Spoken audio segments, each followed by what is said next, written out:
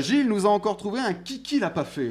Effectivement, régulièrement, je vous parle de films qui étaient censés se faire, mais qui pour raison X ou Y n'ont finalement jamais été réalisés. Et aujourd'hui, je vais vous parler d'Attaque, la première grosse bavure de l'histoire de l'humanité.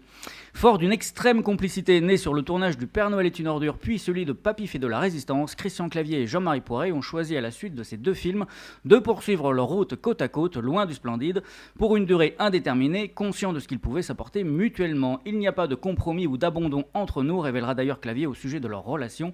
Avec Jean-Marie, on se suscite l'un l'autre, notre travail ensemble est meilleur que s'il s'effectuait seul. Et effectivement, culture et délire commun les mèneront à signer quelques incontournables de la comédie à la française, parfois teintés d'action, de fantastique et même de tendresse, le tout étalé sur près de 40 ans, de Twist Again à Moscou aux Anges Gardiens, en passant par mes meilleurs copains, l'Opération Corned Beef et Les Visiteurs, soit un parcours assez remarquable. Malgré cela, il ne leur a pas toujours été facile de convaincre acteurs ou producteurs en vue d'une collaboration. Ainsi, Godefroy le Hardy, accompagné de son fidèle escuyer Jacouille la Fripouille, ont eu bien du mal de prime abord à attirer l'attention des financiers, tandis que le script de Corned Beef fut pour sa part successivement refusé par Gérard Depardieu, Pierre Arditi et Bernard Giraudot avant que Jean Reno n'accepte finalement de revêtir le costume du squale. Pire, certains de leurs scénarios sont encore dans l'attente d'une éventuelle concrétisation.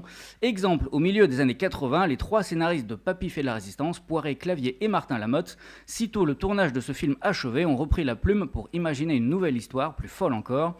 Cette fois, direction une île perdue sur laquelle débarquent deux explorateurs anglais et qui se retrouvent nez à nez avec des dinosaures.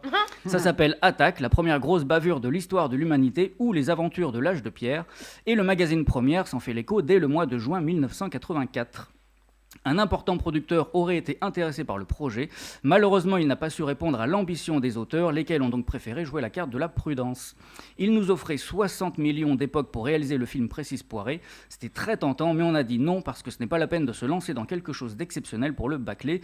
Il vaut mieux ne rien faire. Le public paye sa place 40 francs quoi qu'il arrive, que ce soit pour l'arme fatale ou pour le souper. Fin de citation. Peut-être leur rêve deviendra-t-il un jour réalité.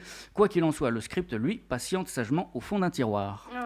Merci Gilles pour ce Kiki l'a pas fait. Mais de rien.